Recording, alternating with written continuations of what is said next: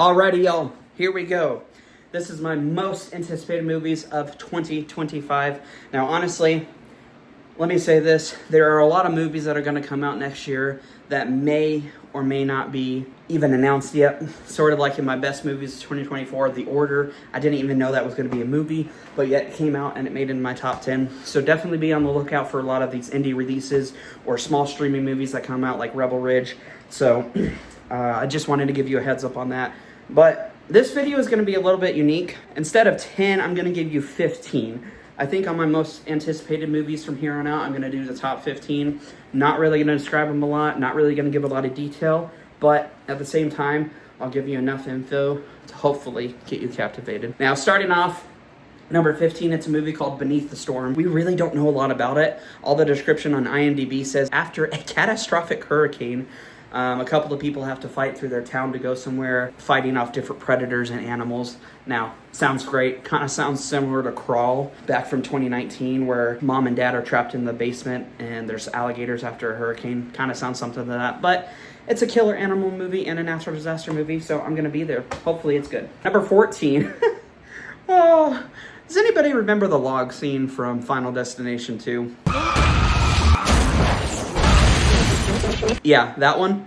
They're coming out with a sixth one. It's called Final Destination Bloodlines. Now, after Final Destination 5, which a lot of people didn't know until the very end of the film was actually a prequel to the first Final Destination, I'm not sure where they're going with this one. I don't know a lot of details about it. I didn't really research, but I'm a fan of the Final Destination films. A lot of the kills are cool. A lot of the storylines are interesting, so I'm kind of interested, kind of seeing where it goes. May or may not be one of the worst or best movies, but I'm assuming it's not going to be the worst or the best. It's going to be one of those middle ground movies where you're just like, hey, it was fun. All right, number 13.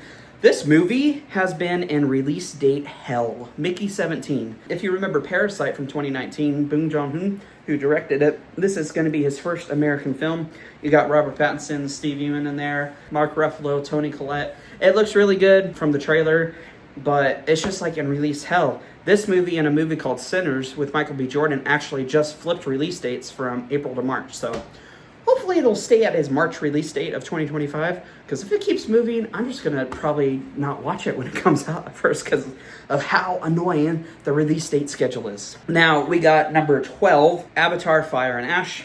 Obviously, both movies made, both Avatar and Avatar Way of Water are pretty much the top grossing movies of all time. They were really good. James Cameron is on his roll of releasing number 3, which is called Fire and Ash, 4, 5, and 6, hopefully every 2 years now, instead of having to wait 13, 14 years. So I'm just excited about it. Excited to see what kind of new technology is going to happen and sort of see where it goes in the story. Number 12 is Karate Kid Legends. This one is including Ralph Macchio from the original Karate Kid, but also coming in with Jaden Smith and Jackie Chan, Karate Kid. Those two icon masters are going to team up and help this kid go to the karate championships, something like that. I don't know. But I'm a fan of Cobra Kai. I'm a fan of the Karate Kid franchise, so interested to see how this one is going to work and see the action, because now it is 2025, so it's going to be a lot of cool action, maybe cool set pieces, so should be really interesting. Next above that is 28 Years Later. This movie, just watch the trailer. This is what a movie trailer should be. Doesn't give anything on the plot away, has an incredible dialogue, has incredible music, intertwined and spliced and cut to perfection. I think in the trailer they're using Rudyard Kipling's poem or story or something, but everything about this trailer looks absolutely jaw-dropping. You got Cillian Murphy, you got Aaron Taylor Johnson, you got quite a few other peoples in there. But it's actually sort of like a sequel to the 28 Days Later, whatever the other two were, that you had Robert Carlyle and Cillian Murphy in. But I'm super excited for it. Wicked Part 2, which is now officially titled Wicked for Good. I'm excited to see the end of what continued from the first movie. We're going to get a lot more of Fyra. We're going to get a lot more of the actual character development between the characters. We're probably going to see the wizard more. And I think we're actually going to be seeing Dorothy, Cowardly Lion, Tin Man. I think we're all going to see the original characters from The Wizard of Oz, but then we're also going to get more in depth into the story of the Wicked Witch of the East, the Wicked Witch of the West, and all that. So I'm excited to see how that's going to be wrapped up in that. Next, we are going to go to a revival, once again, in the dinosaur world of Jurassic World Rebirth.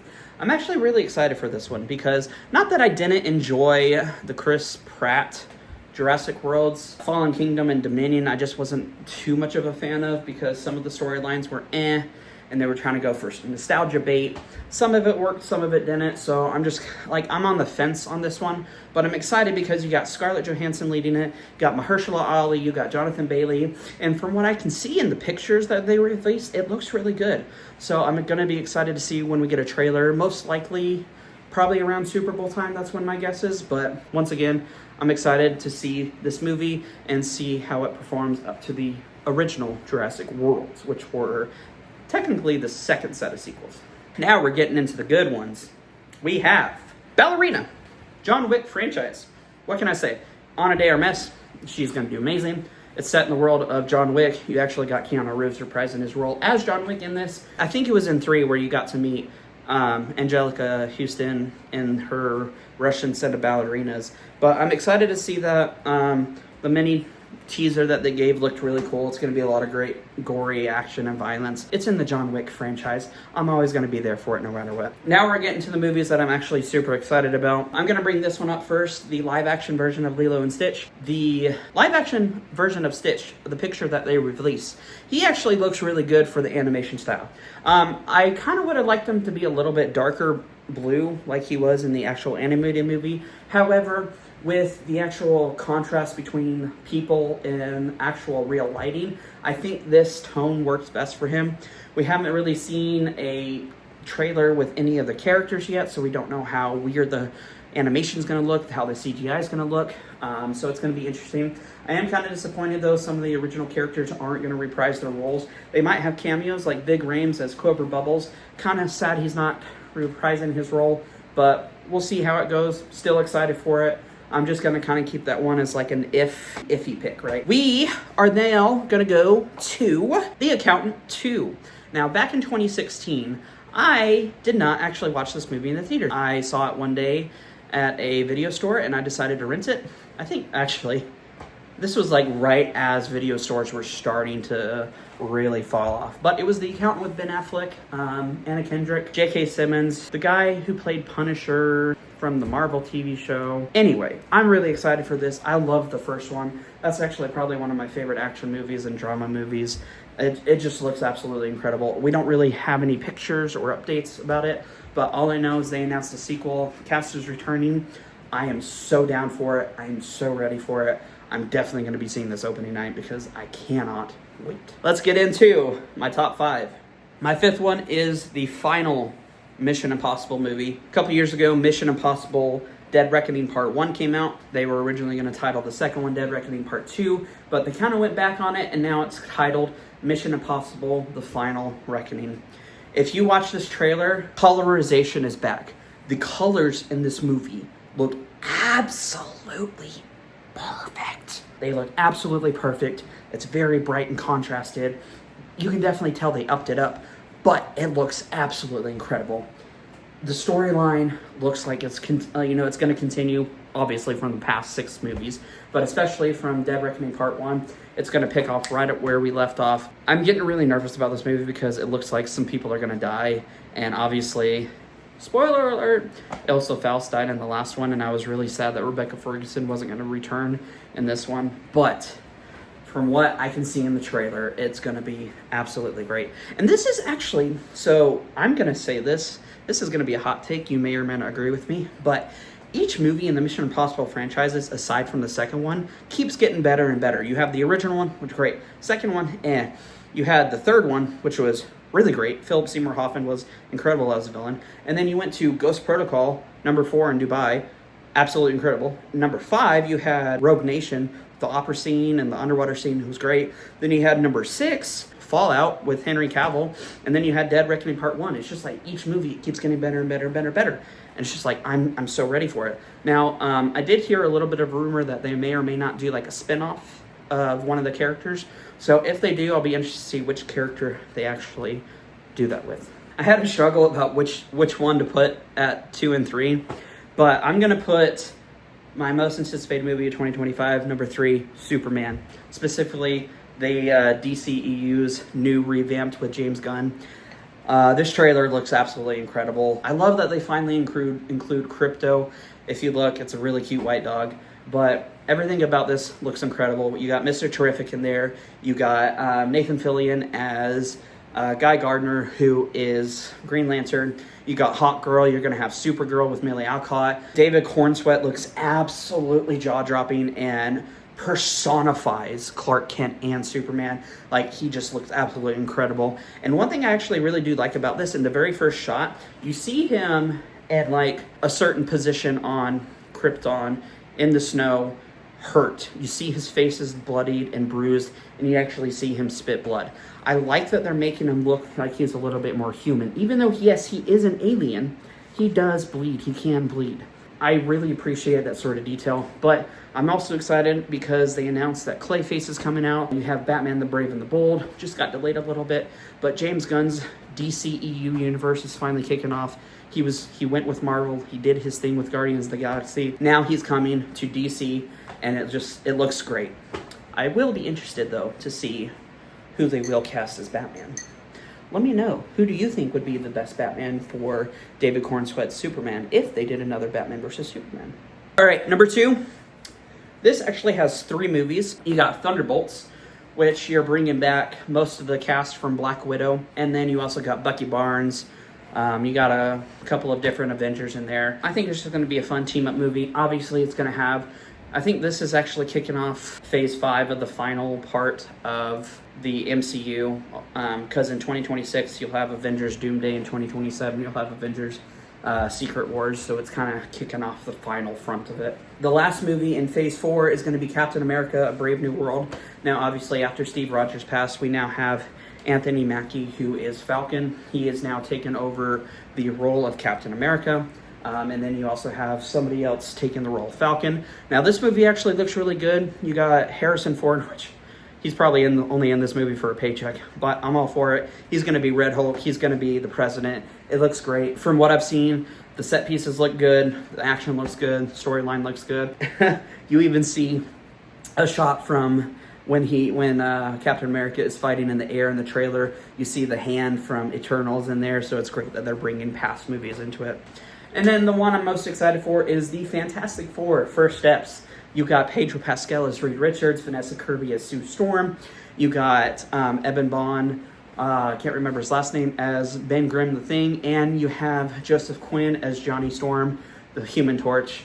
This looks like an incredible cast. I'm actually really excited. It's set in the 60s. It's like a time period movie. I'm going to be super excited to see how they're going to do that, and then how they're going to jump to present day.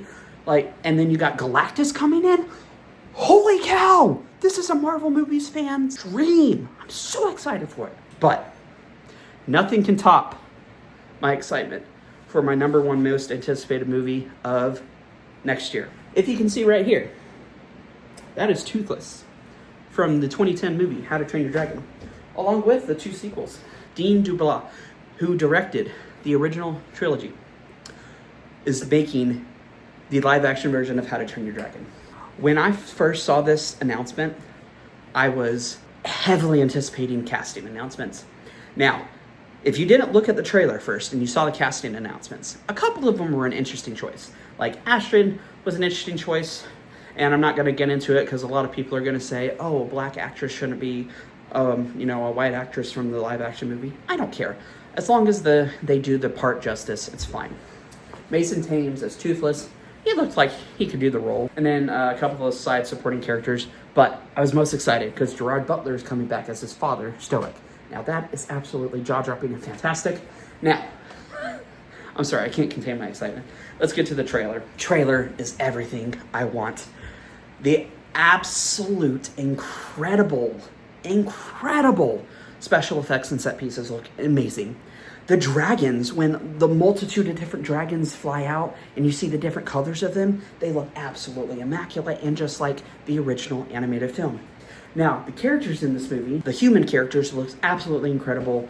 The beard and the actual hair on Stoic, Gerard Butler, kind of took me for a minute, but I like it.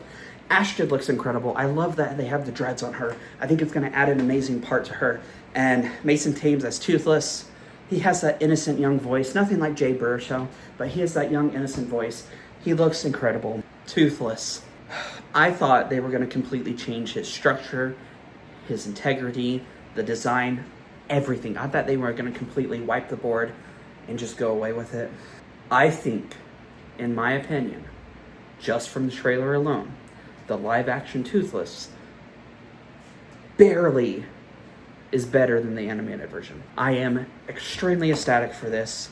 There's no other place you need to watch this movie other than IMAX or the best quality screen you can find. The music was absolutely blaring and incredible. This movie literally saved my life when it came out in 2010. I was only 10 years old at the time, but it literally saved my life. And to say that it's coming out in live action form, even if it's not going to be the best, even if they change, I know they're going to be changing details to make it more. Even Dean DeWall said in an interview they're going to raise the stakes a little bit more in this movie because it's live action. If they change certain parts of the story, that's fine. But the part I'm going to be there for is the integral part of the heart of the movie, which is the relationship between a man and his dragon and the music. It is going to be absolutely incredible and jaw-dropping. And with that, I thank you and appreciate you for watching this video for my most anticipated movies of 2025. Let me know of your most anticipated movies of 2025. Let me know if you didn't even know some of these were coming out. Let me know if you think of some movies that are coming out that you want to see next year. But once again, like, subscribe, and comment. And I did say I was going to do a little bit of an update at the end of this video. So my plan for 2025, at least twice in the month, I'm going to be releasing a video. And generally after every movie that comes out I see in the theater, or whether it be on streaming, I'm going to make a review of it. And then I also kind of want to do a couple of vlogs, just kind of like a day in my life, or, you know, something like that to where y'all can see what I do on a daily basis. And then I'm also going to start uploading more of my board game content, my Disney Villainous, Star Wars Villainous. We should actually be hearing an announcement soon of the next expansion, so I'm going to do an announcement video on that. But once again, I really appreciate it. I love y'all. Thank you for the support. Like, subscribe, and comment. Peace, love, and freedom.